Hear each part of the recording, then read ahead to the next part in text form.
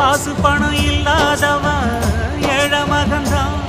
அவன் காட்டோரமா ரோட்டோரமா படுத்து தூங்குறான்.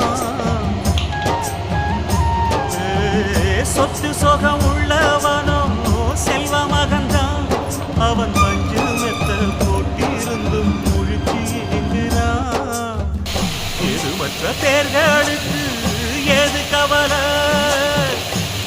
காசு வச்சிருந்தா 100 கவலை.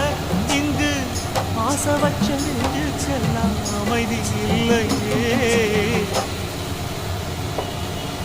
என்னவென அது என்னவென மனதின் அறியா. இங்கு என்னவென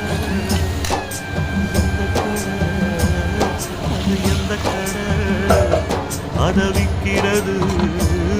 இங்கு எந்த கடை காசுதான் அடி வீசிதான்.